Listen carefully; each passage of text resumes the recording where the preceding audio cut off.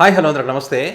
భారతదేశంలోని ముఖ్యమంత్రులకు సంబంధించి ADR association for democratic reforms అనే ఒక సంస్థ, అదేవిధంగా నేషనల్ ఎలక్షన్ వాచ్, ఈ సంస్థలు 27 రాష్ట్రాలకు సంబంధించి 3 కేంద్ర పాలిత ప్రాంతాలకు సంబంధించి అంటే 30 మంది ముఖ్యమంత్రులకు సంబంధించి వారి అఫిడవిట్ల ఆధారంగా, అంటే మొన్న ఎన్నికలకు సంబంధించినప్పుడు వాళ్ళు ఇచ్చినటువంటి అఫిడవిట్ ఆధారంగా మరి ఎలక్షన్ కమిషన్ వెబ్సైట్లో ఉండేటువంటి వాటిని బేస్ చేసుకొని వాళ్ళ సంపాదన ఎంత, వాళ్ళపైన ఉన్న కేసులు ఎన్ని అనేటువంటి అంశాలను మరి 30 మంది ముఖ్యమంత్రులకు సంబంధించి అత్యధిక ధనికులు ఎవరు, దీంట్లో వాళ్ళు చదివిన చదువులేంది, సో వీటన్నిటికి సంబంధించి ఆ క్రిమినల్ బ్యాక్గ్రౌండ్స్ అన్నింటికి సంబంధించి ఒక రిపోర్ట్ అయితే విడుదల చేయడం జరిగింది.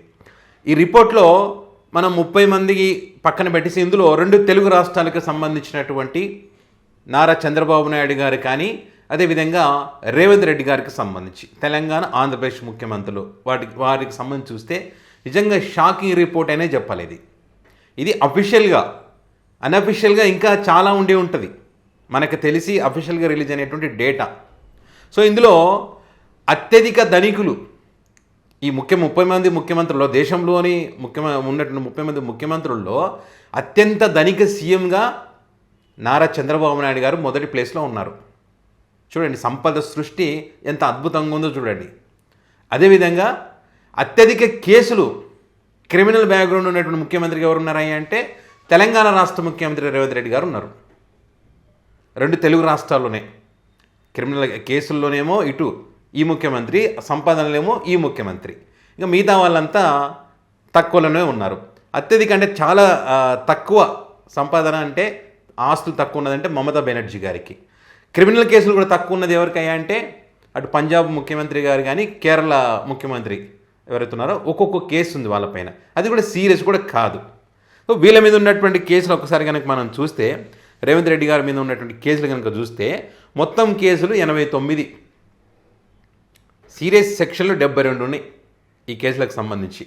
అంటే criminal intimidation 34, public mischief statements 3, cheating 2, మతపరమైన శత్రుత్వం 1, మర్డర్ ప్రయత్నం 1, ఎలక్షన్ ఇన్ఫ్లుయెన్స్ 1, మహిళలపైన దాడి 1, ఫోర్జరీ 1. ఇవన్నీ కూడా పెండింగ్లో ఉన్నటువంటి కేసులు. ఎవరి? రేవంత్ రెడ్డి గారు టాప్ ప్లేస్లో ఉన్నారు. ఇక దాని తర్వాత స్టాలిన్ గారు, 3వ ప్లేస్లో వచ్చేసి చంద్రబాబు నాయుడు గారు. అటు సంపాదనలోనేమో మొదటి ప్లేసు, కేసుల్లో ఎక్కువ. ఈయన చంద్రబాబు నాయుడు గారు 3వ ప్లేస్లో ఉన్నారు. ఈయన రేవంత్ రెడ్డి గారి సంపాదనలో 7వ ప్లేస్లో ఉన్నారు. అత్యధిక ఆస్తులు ఉన్న దాంట్లో లిస్టులో 30 మందిలో 7వ ప్లేస్లో ఉన్నారు. చంద్రబాబు నాయుడు గారి మీద ఉన్నటువంటి కేసులు మొత్తం 19, అందులో సీరియస్ ఉన్నటువంటి సెక్షన్లు 32.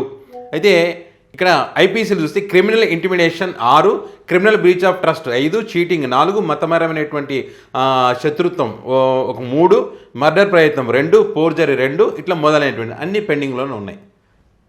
దగ్గరగా 21, 22 దానిలో మనం స్టేలు తెచ్చుకున్నారనేటువంటి వార్తలు మనం చూస్తూ ఉంటాం చంద్రబాబు నాయుడు గారికి సంబంధించి.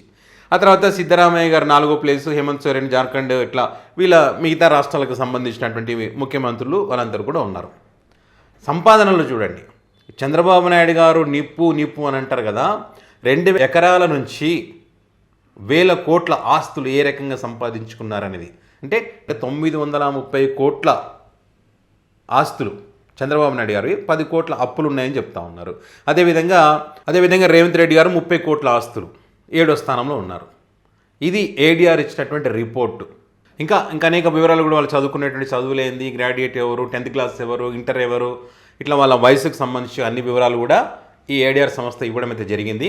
సో వాటికి సంబంధించిన గ్రాఫ్స్ కూడా ఈ రకంగా వాళ్ళు ఇవ్వడం జరిగింది. 10th పాస్, 12th పాస్ ఎంతమంది, గ్రాడ్యుయేట్ ఎంతమంది, ఇట్లా వాళ్ళకి సంబంధించిన పోస్ట్ గ్రాడ్యుయేట్ ఎంతమంది అనే వాటికి సంబంధించిన డీటెయిల్స్ కూడా ఇక్కడ ఇవ్వడం జరిగింది. సో ఇట్లా ఈ రకంగా అనేక అంశాలను ప్రస్తావిస్తూ వాళ్ళ క్రిమినల్ బ్యాక్గ్రౌండ్ కానీ, వాళ్ళ యొక్క సంపాదన కానీ ఏ రకంగా ఉంది అనేటువంటి విషయాలకు సంబంధించి మరి ఏడిఆర్ ఒక రిపోర్ట్ అయితే విడుదల చేయడం జరిగింది. దీనికి సంబంధించి ఉన్నటువంటి దేశంలోని ముఖ్యమంత్రులు అధిక ధనిక సీఎంగా చంద్రబాబు నాయుడు గారు మొదటి ప్లేస్లో ఉంటే 7వ ప్లేస్లో రేవంత్ రెడ్డి గారు ఉన్నారు. అదేవిధంగా క్రిమినల్ కేసులకు సంబంధించి మొదటి ప్లేస్లో తెలంగాణ ముఖ్యమంత్రి రేవంత్ రెడ్డి గారు మొదటి ప్లేస్లో ఉంటే 3వ ప్లేస్లో నారా చంద్రబాబు నాయుడు గారు ఉన్నారు. నిజంగా ఇది ఒక రకంగా షాకింగ్ రిపోర్ట్ అనే చెప్పవచ్చు. ఇవన్నీ కూడా ఈ ఆస్తులు ఇవన్నీ కూడా ఇది అఫీషియల్ వాళ్ళు ఇచ్చినటువంటి అఫిడవిట్ ఆధారంగా ఇవ్వబడినటువంటివి.